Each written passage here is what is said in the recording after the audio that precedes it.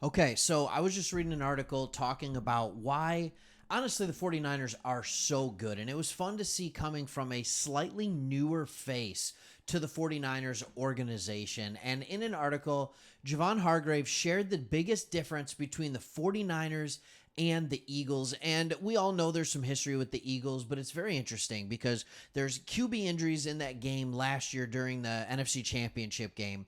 And then both teams have kind of gone the opposite direction. The Eagles go on to lose in the Super Bowl. The 49ers are having a great year. They pummeled the Eagles, and the Eagles seem to be unraveling right now. And the answer isn't that surprising, but I still want to talk about the biggest difference that he says. He said, I can say as far as practices, it's more demanding. It's more demanding in San Francisco than it is in Philly. All right. He said, I think it's more like how people call the Golden State culture and the Miami Heat. Over here, it's the Miami Heat. Over there, it's Golden State. It's more chill, more relaxed. Now, I'm going to go back to what he was saying, but I think that's kind of funny. So he's actually comparing this West Coast 49ers team in San Francisco to the Miami Heat, the East Coast, hard-nosed, gritty team. And then he compares the team in your backyard, the Golden State Warriors, to the Eagles. More chill, like they're it's more relaxed there, right? I think that's kind of funny.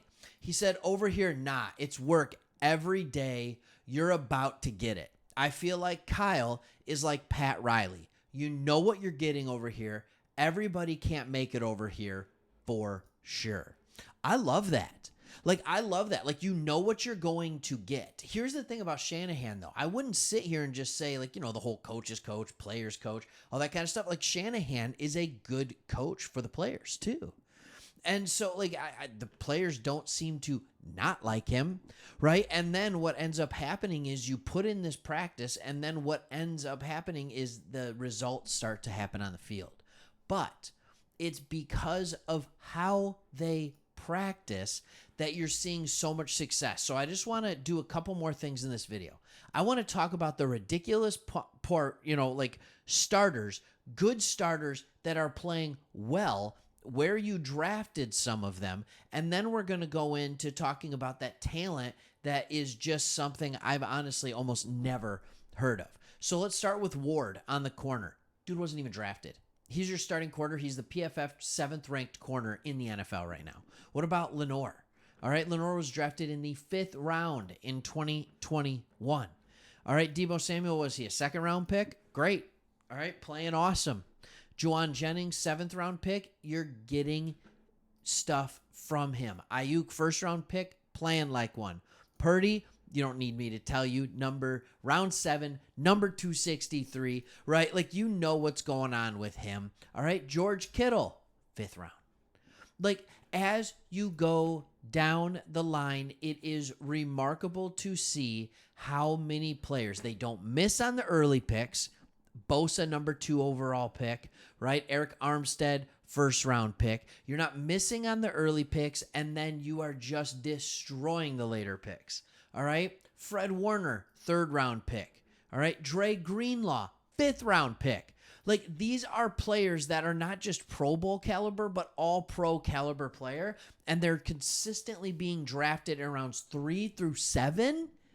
That is unbelievable. And that happens for 2 reasons. You have a GM who absolutely has an eye for talent in John Lynch. I understand that. But an eye for talent, but you also have a coach that knows how to develop the talent. Whether that's knowing how to develop the talent by X's and O's and scheming players to be in a place where they can be successful, whether it's a coach who knows how to get the most out of his players because he makes them put in the work at practice, or if it's because simply you have a coach and a GM that are working well in tandem and they realize John Lynch knows what Shanahan wants to do. So he knows how to draft for Shanahan. And with both of them getting extensions earlier this year, right? So both of them get extensions, and because they've proven that they can work together so well.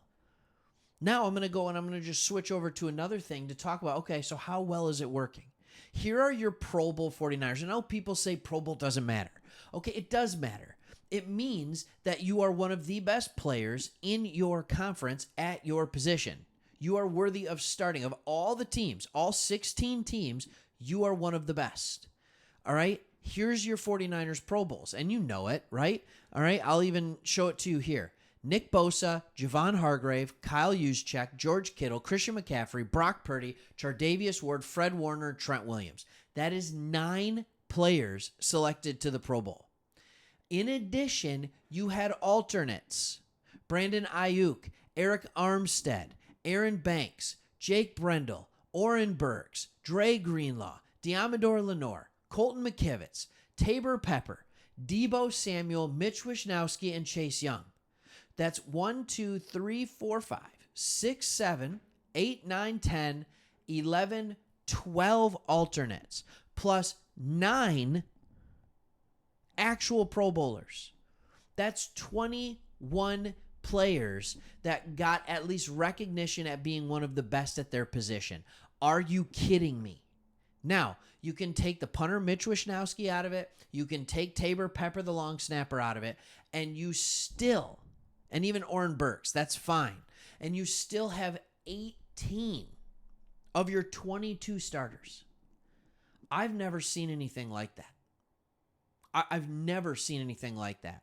The last time I saw it, something like that, was in the mid-90s. Like that 94 team where you just have all, it was like Cowboys, 49ers, some Packers, and then just like one player from every other team. Like that was unbelievable what that looked like. But that is the culture that's being built here. And it's not like it's not sustainable. It's not like it's not sustainable. You have a couple more years on Purdy's rookie contract. Then you have some other guys that are going off the books. And what's happening is when you look at this and you see players that are becoming elite players at their position, players like Kittle, players like Warner, players like Greenlaw, players, like Purdy. Let's be honest. Players like Ward and Lenore, players that are becoming great players at their position that were drafted in the late rounds, in the back half of the draft. If you can continue to do that, you can continue to have one of the best teams. And I don't know if it's genius GMing. I don't know if it's remarkable coaching. But whatever it is, they got it going on. And they're in this sweet spot right now where they can actually afford some of this stuff because they're not paying $50 million to a quarterback like a lot of the other teams that are in that position. So this year, next year, and the year after that, you have a window where you have the kind of money that you can have because of your quarterback where you can be elite, the best roster, period, in the NFL. And that's what you have, in my opinion. Now the question is, can you go out and get a couple Super Bowls in that span? That's what you're hoping for. That's what you're looking for. That's what you're starting on about a week and a half from today. All right. Hope you enjoyed the video. For more Niners content, please, I'm going to ask, all right, like, subscribe. If you don't like it, don't. That's okay. But we hope having you here because we want you to be part of Sports Talk San Francisco community. Leave a comment. Love chatting with you. See you on the next one.